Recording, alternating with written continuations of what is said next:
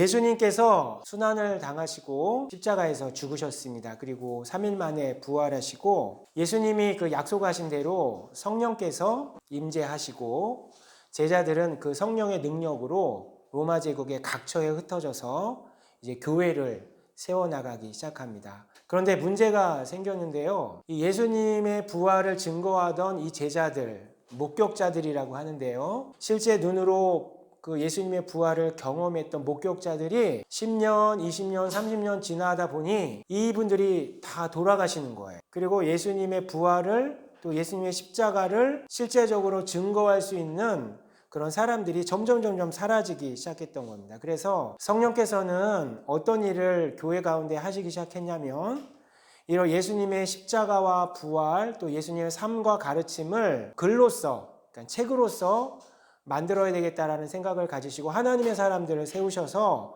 복음서라는 것을 기록하게 하셨습니다. 그래서 4권의 복음서가 탄생하게 되는데요.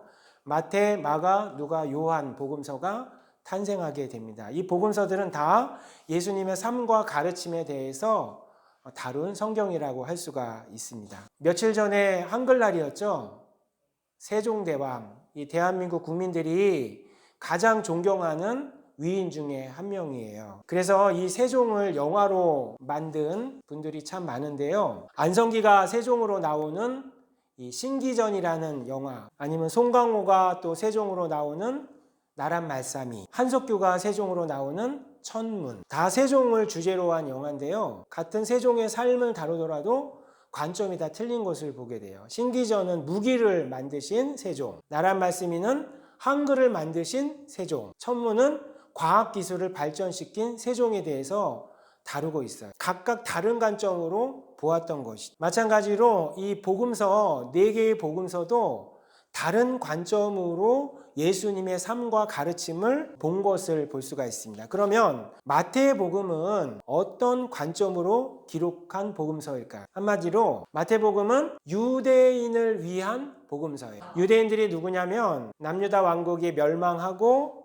포로로 끌려갔다가 다시 70년 만에 다시 돌아와서 이 팔레스타인 지역에서 살고 있으면서 메시아의 오심을 계속 기다리다가 400년, 500년이 흘러버린 거예요. 그러니까 예수님 당시에도 유대인들이 있었고 예수님이 돌아가신 30년 후에도 유대인들이 또 로마 제국 각곳에 흩어져 있었던 겁니다.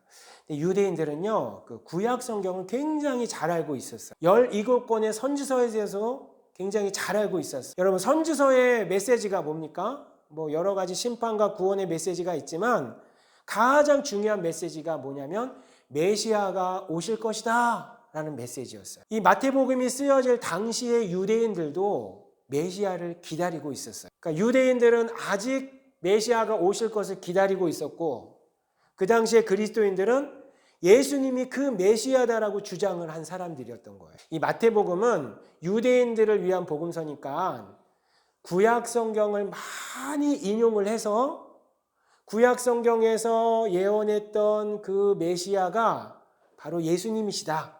예수님이 바로 그 메시아시다라는 것을 증명하는 복음서가 바로 마태복음이라고 할 수가 있습니다. 마태복음에서는요, 구약 성경을 인용한 것이 굉장히 많이 나와요. 자, 1장 22절 한번 보겠습니다.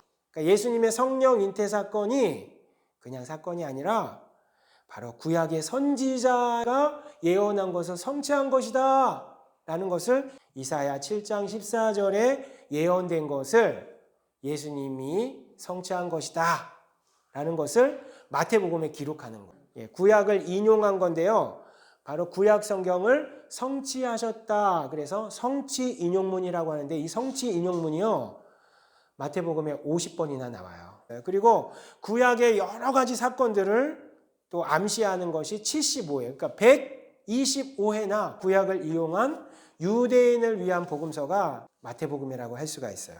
자, 그래서 마태복음 1장 1절 한번 보겠습니다. 자, 예수님은 누구다? 라고 소개를 하고 있는데요. 아브라함과 다윗의 자손 예수다. 그 선지자들이 다윗의 자손이 오셔서 새로운 나라를 일으키실 것이다 라고 했던 그 분이 바로 예수님이시다. 그다음에 예수님 뒤에는 또 뭐가 붙어 있어요? 그리스도. 이 그리스도라는 말은 헬라어인데요. 요거랑 똑같은 히브리어가 뭐냐면 메시아. 구약 성경에서 하나님이 보내주시겠다고 하신 그 구원자가 바로 예수님이시다라는 것을 마태복음 1장 1절부터 선포하는 거예요. 선언하면서 28장 20절까지 쭉 이제 이어서 증명을 하고 있는 겁니다. 마태복음에는요, 또 유대인들을 배려한 여러 가지 표현들이 많이 나와요. 자, 유대인들은 하나님이라는 말을 입으로 내뱉는 것을 굉장히 두려워했어요. 그래서 하나님 대신 하늘이라는 표현을 많이 썼어요. 마가복음, 누가복음에 하나님의 나라라는 표현을 마태복음에서는 뭐라고 쓰냐면 하늘 나라라고 표현을 해요. 그 하늘나라를 한자어로 천국이라고 그러잖아요. 근데 마태복음에서 나오는 천국은요, 다 하나님의 나라예요. 그 다음에 하나님을 부를 때에도 하나님이라고 표현한 게 아니라 하늘에 계신 아버지라고 표현을 해요. 다 유대인들을 배려한 표현이라고 할 수가 있습니다. 마태복음은 굉장히 잘 정리되어 있는 복음서라고 할 수가 있어요. 그 예수님의 삶과 가르침을 아주 일목요연하게 잘 정리를 했어요. 여러분 비행기 타보셨습니까? 이륙을 쫙 한 다음에 비행을 어느 정도 쫙 한 다음에 착륙을 쫙 하죠. 마태복음도요, 서론, 본론, 결론으로 이렇게 구분하자면 그렇게 되어 있다고 해요. 서론은 1장에서 4장인데요.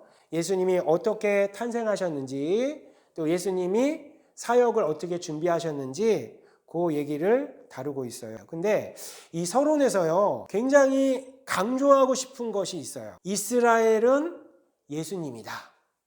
예수님은 이스라엘이다. 자, 이스라엘은 뭐예요? 구약 성경의 하나님의 백성이었죠. 구약의 이스라엘을 보면은요, 무지무지 하나님은 이스라엘을 사랑하시고 돌보시고 보살펴 주시는데 이스라엘은 늘 불순종하고 실패해요.